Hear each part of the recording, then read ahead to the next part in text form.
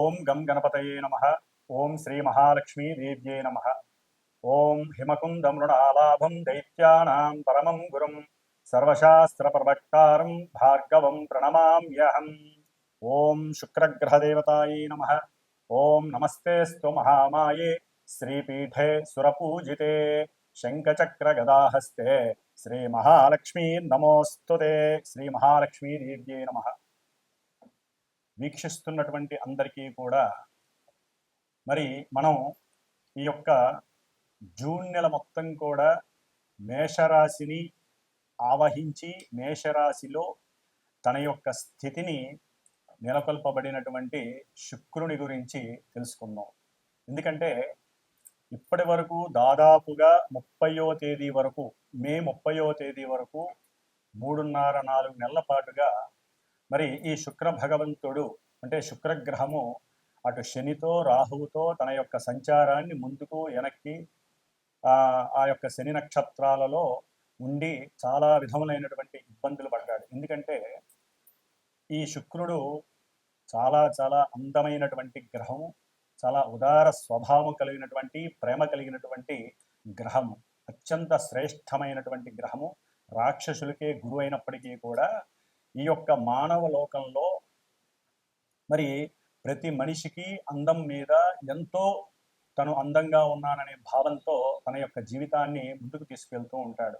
ఎందుకంటే ఆ యొక్క స్వాభిమానం లేకపోయినట్లయితే కనుక వారు అడుగు కూడా ముందుకు వెళ్ళలేని పరిస్థితి, బయటికి కూడా రాలేరు, మాట్లాడలేరు కూడా.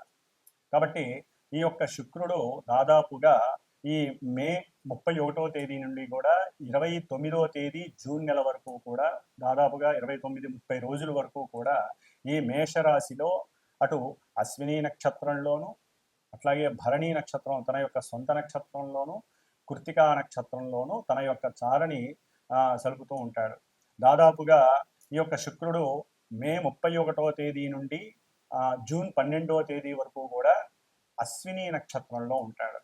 ఈ అశ్విని నక్షత్రంలో ఉండటం ద్వారా శుక్రుడు మేషరాశి తన యొక్క శత్రు యొక్క రాశి, ఆ శత్రు రాశిలో ఉండి సరైనటువంటి ఆలోచనలు కానీ, సరైనటువంటి ఫీలింగ్స్ కానీ, వాక్కుని కానీ అంటే జారవిడ్చేస్తారు. వాక్కుని అంటే స్త్రీల యందు కొంత అనాగరికంగా ప్రవర్తించేటటువంటి మనస్తత్వం కూడా కలిగే అవకాశాలు ఉన్నాయి. ఎందుకంటే కేతు యొక్క నక్షత్రంలో ఉన్నప్పుడు. కాబట్టి 12వ తేదీ వరకు కొంచెం జాగ్రత్తగా ఉండడం మంచిది.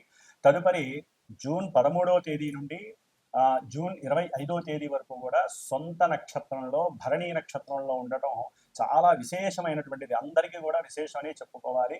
ఎందుకంటే ఏ గ్రహమైనా సరే సొంత నక్షత్రంలో ఉన్నప్పుడు మంచి బలాన్ని కలిగి ఉంటుంది. మరి ఈయన ధనాన్ని ఇచ్చేటటువంటి వాడు, మంచి వాక్కుని, సౌందర్యాన్ని, అందాన్ని, కళలని ఇట్లా ఇచ్చేటటువంటి వాడు. ముఖ్యంగా సినిమా పరిశ్రమకి సంబంధించిన లలిత కళలకి సంబంధించినటువంటి గానము, రాగము, అట్లాగే భరతనాట్యము, ఇంకా వివిధ కావ్య రచనలు చేసేటటువంటి వారు, డైరెక్టర్లు, ప్రొడ్యూసర్స్కి, ముఖ్యంగా ప్రొడ్యూసర్స్కి, సినిమా యాక్టింగ్ చేసేటటువంటి హీరోలందరికీ, హీరోయిన్లకి కూడా విశేషమైనటువంటి సౌఖ్యం ఈ యొక్క సొంత నక్షత్రంలో ఉన్నప్పుడు కలిగే అవకాశాలు ఉన్నాయి. ఆ తదుపరి జూన్ 26వ తేదీ నుండి జూన్ 29వ తేదీ వరకు కూడా మేషరాశిలో కృత్తికా నక్షత్రం, రవి యొక్క నక్షత్రంలో ఉండటం ద్వారా వీరికి కొంత గవర్నమెంట్ నుంచి ఈ సినిమా వాళ్ళకి కానీ, లేకపోతే లలిత కళల వాళ్ళకి కానీ కొంత అనుకూలమైనటువంటి పరిస్థితులు, చక్కటి కీర్తి గడించటము, గవర్నమెంట్ సంస్థల నుంచి కానీ లేకపోతే ప్రభుత్వం నుంచి కానీ ఉన్నతమైనటువంటి గౌరవ పురస్కారాలు లభించే అవకాశం ఉంటుంది. కాబట్టి శుక్రుడు ఈ యొక్క మానవ ప్రపంచంలో శుక్రగ్రహం నుంచి స్త్రీలు ఉద్భవించారని, అట్లాగే కుజగ్రహం నుంచి పురుషులు ఉద్భవించారని నానుడి. కాబట్టి అందానికి ప్రతీక శుక్రుడు. కాబట్టి ఆ అందాన్ని మానసికంగా చంద్రుడి యొక్క స్థితిగతుల నుంచి ఆనందించడం, లేకపోతే ఆ యొక్క ఆనందాన్ని ఉద్రేకపూర్వకంగా చేసుకోవటం అనేటటువంటిది మానసిక చర్యను బట్టి ఆధారపడి ఉంటుంది. ఎందుకంటే మేషరాశి శుక్రుడికి అంత యోగ్యకరమైన రాశి కాదు. కానీ ఆయన నక్షత్రాల్లో మారినప్పుడల్లా ఎన్నో రకాలైనటువంటి గతులు ఏర్పడే అవకాశాలు ఉంటాయి.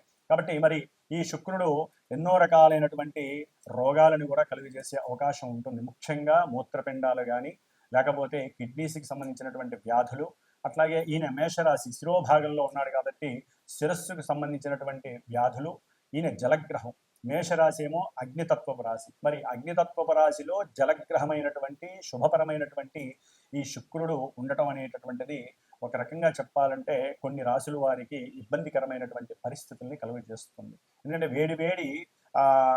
వేడి ద్రావకంలో బంగారపు ముద్దని అంటే వేడి చేసి దాంట్లో వేయంగానే, నీళ్ళల్లో వేయంగానే అది ఏ విధంగా అయితే ఇబ్బంది పడుతుందో చల్లారడానికి ముందు, అట్లాగే స్త్రీలు కొంచెం జాగ్రత్తగా ఉండాల్సినటువంటి పరిస్థితులు. పురుషులైతే గనక స్త్రీల యందు మాతృభావాన్ని చూపించడం చాలా విశేషం. లేకపోతే ఈ శుక్రుడు మేషరాశిలో ఉన్నంత ఈ జూన్ మాసం మొత్తం కూడా ఎన్నో రకాలైనటువంటి ఇబ్బందులు కలగడానికి అవకాశం ఉంటుంది. అట్లాగే ముఖ్యంగా గోచారంలో శుక్రుడు మేషరాశిలో ఈ విధంగా ఉన్నప్పటికీ, మంచి చెడులు ఇస్తున్నప్పటికీ కూడా ఎవరి జన్మజాతకంలో అయితే శుక్రుడు కొన్ని శుభపరమైనటువంటి నక్షత్రాలలో ఉండి శుభపరమైనటువంటి పరిస్థితులు, ముఖ్యంగా వివాహము, సంతానము, పురుషులకైతే వీర్యకారకుడు కాబట్టి ఎన్నో రకాలైనటువంటి మానసికమైనటువంటి చర్యల మీద ఈయన యొక్క ప్రభావం ఉంటుంది. కాబట్టి కొంత కాముకత్వాన్ని కండిషనల్గా ఉంచుకోవడం అనేటటువంటిది ఎంతో విశేషమైనటువంటి ప్రక్రియ. కాబట్టి మనలో కలిగేటటువంటి మనోవికారాలని కండిషనల్గా ఉంచుకున్నట్లయితే ఈ నెలన్నాళ్ళు కూడా శుక్రుడి వలన కలిగేటటువంటి ఇబ్బందులు కలగకుండా ఉంటాయి, స్త్రీలకైనా పురుషులకైనా.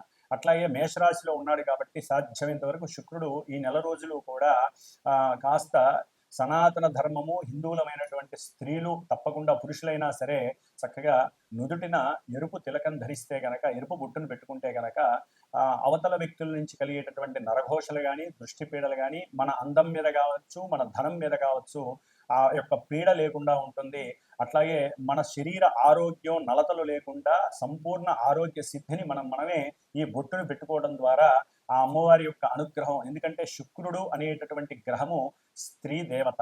అంటే ఎక్కువగా వీరు మహాలక్ష్మి అమ్మవారిని, లలిత అమ్మవారిని ఆరాధించుకున్నట్లయితే ఈ నెల రోజులు కూడా చక్కటి సౌందర్యము, ఆనందము, విలాసము, ఉత్సాహము, అట్లాగే సంపూర్ణ ఆరోగ్యానితో పాటుగా అష్టైశ్వర్యాలను ఇచ్చేటటువంటి శుక్రుడు మీకు శుభాన్ని కలుగజేస్తాడు. కాబట్టి మరి ఈ మేషరాశి పర్యంతం ఈ శుక్రుడు వలన కలిగేటటువంటి వివిధ రకాలైనటువంటి చర్యలు ఏ విధంగా ఉంటాయి, ఇబ్బందులు ఏ విధంగా ఉంటాయి, ఏ విధమైనటువంటి సౌఖ్యాలు గడిస్తారు అనేటటువంటిది చక్కగా మనం మేషరాశి పర్యంతం కూడా మీనరాశి వరకు శుక్రుడు ఉన్నటువంటి స్థితిగతులను అనుసరించి ఏ రాశుల వారికి ఈ శుక్రుడు శుభత్వాన్ని కలుగజేస్తాడు, ఇబ్బందులు కలుగజేస్తాడో తెలుసుకుందాం.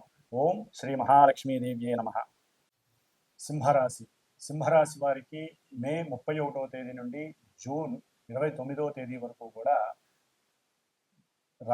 అంటే సింహరాశ్యాధిపతి అయినటువంటి సింహరాశి నుంచి తృతీయ దశమాధిపతి అయినటువంటి ఈ యొక్క శుక్రుడు 9వ స్థానంలో ఉండటం చాలా విశేషమైనటువంటి అవకాశం, అనుకూలంగా చెప్పుకోవచ్చు. ఎందుకంటే నవమ స్థానంలో ఉన్నటువంటి శుక్రుడు చక్కగా మంచి తీర్థయాత్రల్ని కలుగజేస్తాడు. అనుకూలమైనటువంటి భాగ్యాన్ని అంటే పిత్రార్జితాన్ని కూడా కలుగజేసి ఇంట్లో సుఖాన్ని, సౌఖ్యాన్ని, విందుల్ని, వినోదాలని ఇట్లా ఎన్నో అనుకూలమైనటువంటి పరిస్థితులను కలుగజేస్తాడు. మీరు అనుకున్నటువంటి మానసిక సంకల్ప సిద్ధి నెరవేరడం, అట్లాగే ఇంట్లో భార్యాభర్తల మధ్య చక్కటి అనుకూలమైనటువంటి పూర్వజన్మ కర్మల్లో చేసుకున్నటువంటి అనుకూలమైనటువంటి పరిస్థితుల వలన ఒకరి యందు ఒకరికి ఆత్మీయ అనురాగత కలగటం, ఒకరి యందు ఒకరు మనసు విప్పి మాట్లాడుకొని చర్చించడం ద్వారా చక్కటి భాగ్యాభివృద్ధి కలుగుతుంది.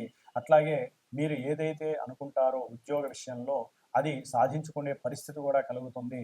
అంటే ఒక్కోసారి అది రిఫ్లెక్ట్ 9వ భావం అనేటటువంటిది ఉద్యోగ అవకాశాలకు సంబంధించి ప్రతికూల భావాన్ని కలుగజేస్తుంది. కాబట్టి ఉన్నటువంటి చోట కాకుండా మీరు వేరే అంటే ఉద్యోగం కోసమే ఉద్యోగంలో మీ బాస్ చెప్పడం ద్వారా దూర ప్రయాణాలు చేస్తూ దూర ప్రాంతానికి వెళ్ళి మీరు అక్కడ ఉద్యోగం కొన్ని రోజులు చేసి వచ్చేటటువంటి పరిస్థితి కనిపిస్తోంది. దాని ద్వారా కొంత భార్యాభర్తల మధ్య కొంత దూరం పెరిగే అవకాశం కూడా ఉద్యోగరీత్యా ఉండటానికి అవకాశం ఉంటుంది. అట్లాగే ఈ యొక్క 9లో ఉన్నటువంటి శుక్రుడి వలన సుఖ సంతోషాలు అధికమవుతాయి. అట్లాగే గురువుల యందు కావచ్చు, తండ్రి యందు కావచ్చు, భక్తి గౌరవ మర్యాదలు పెరిగి వారి వలన భాగ్యము కూడా లభించటానికి అవకాశం కలుగుతోంది. ఎవరైనా సరే పరిచయం అయినా లేకపోతే బంధుమిత్రాదులు కావచ్చు, లేకపోతే చుట్టుపక్కల కావచ్చు, వాళ్ళ యొక్క సహాయ సహకారాలు, లేకపోతే మీ వలన వారు సహాయ సహకారాలను పొంది మీకు దాని వలన కూడా సంఘంలో కాస్త కీర్తి ప్రతిష్టలు కలుగుతాయి. అట్లాగే భార్య వలన కూడా, లేకపోతే భర్త వలన ఇప్పటివరకు ఖాళీగా ఉన్నారనుకోకుండా భార్యాభర్తల్లో ఒకరి నుంచి ఒకరికి ఆర్థికపరమైనటువంటి సంపద కలిసి వచ్చి చక్కగా లాభాన్ని కలుగజేస్తోంది. అనుకూలమైనటువంటి పరిస్థితులు కూడా వీరిని చుట్టుముడుతాయని చెప్పుకోవచ్చు. అట్లాగే వీరు స్వధర్మాన్ని ఎక్కువగా పాటించేటటువంటి అవకాశం ఉంటుంది. శుక్రగ్రహము భాగ్యంలో ఉండటం ద్వారా అత్యంత అనుకూలమైనటువంటి పూర్వజన్మ పుణ్య కర్మఫలము మిమ్మల్ని వరిస్తుందని చెప్పుకోవచ్చు. కాబట్టి ఎంత ఉన్నప్పటికీ కూడా సింహరాశికి సంబంధించిన వేరే గ్రహాల యొక్క ఎఫెక్షన్స్ వలన వీటిల్లో కొన్ని తారుమారే అవకాశం ఉంటుంది. గృహపరంగా ఏదైనా అమ్ముదాం అనుకున్నప్పుడు పిత్రార్జితాన్ని కొన్ని ఇబ్బందులు కలిగే అవకాశం ఉంటుంది. కాబట్టి మీరు గృహలక్ష్మి స్తోత్రాన్ని, లేకపోతే గృహలక్ష్మికి సంబంధించినటువంటి, అంటే లక్ష్మీదేవికి సంబంధించిన అష్టలక్ష్ముల్లో ఏదో ఒక స్తోత్రాన్ని రోజు కూడా ఒక 5 సార్లు గనక పఠించినట్లయితే శుక్రానుగ్రహం కలిగి అనుకున్న గృహ కార్యాలలో విశేషమైనటువంటి సిరి సంపదలు కలగటానికి అవకాశం ఉంటుంది. ఓం శ్రీ మహాలక్ష్మీ దేవ్యే నమః.